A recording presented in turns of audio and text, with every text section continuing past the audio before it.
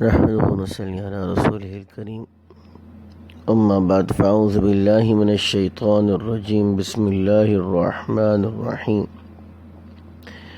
1 minute کا مدرسہ، سبق نمبر 6۔ نماز کا ترجمہ ہم پڑھ رہے تھے۔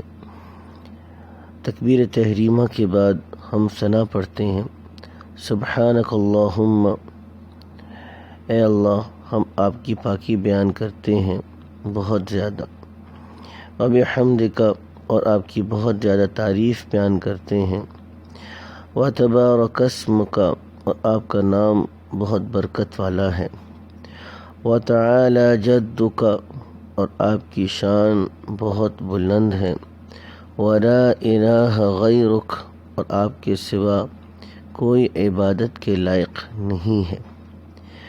نماز کی سنتیں۔ تکبیر تحریمہ کے وقت مردوں کو دونوں ہاتھ کانوں تک اٹھانا، خواتین اپنے کندھے تک دونوں ہاتھ اٹھائیں گی۔ ہتھیلیوں کو قبلے کی طرف رکھنا، انگلیوں کو اپنی حالت پر رکھنا، یعنی نہ زیادہ کھلی ہوں اور نہ زیادہ بند ہوں۔ بڑے بڑے گناہ جو بغیر توبہ کے معاف نہیں ہوتے، اور ایک گناہ بھی اوپر سے نیچے گرا دینے، یعنی جنت سے جہنم میں لے جانے کے لیے کافی ہے، مگر اللہ تعالیٰ جس پر فضل فرمائے۔ بدگمانی کرنا، یعنی بغیر کسی دلیل شرعی کے صرف حالات اور قرائن کو دیکھ کر کسی کے بارے میں بری رائے قائم کرنا۔ کسی کا عیب تلاش کرنا، یعنی لوگوں کے عیوب، ان کے گناہ، ان کے چھپے ہوئے معاملات کی ٹوہ میں لگنا۔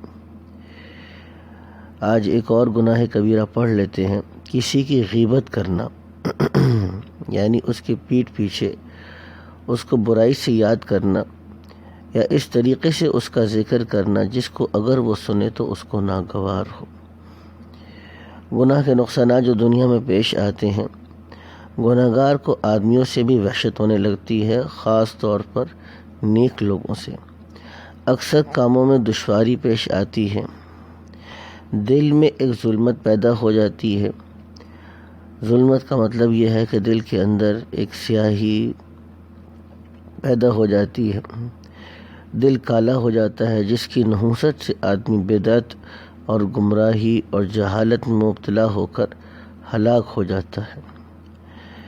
اطاعت کے فائدے جو دنیا میں ملتے ہیں، مقاصد میں آسانی ہوتی ہے، نیکی کی برکت سے زندگی پر لطف مزیدار ہو جاتی ہے، بارش ہوتی ہے، مال بڑھتا ہے، اولاد ہوتی ہے، باغات پھلتے ہیں، نہروں کا پانی زیادہ ہوتا ہے۔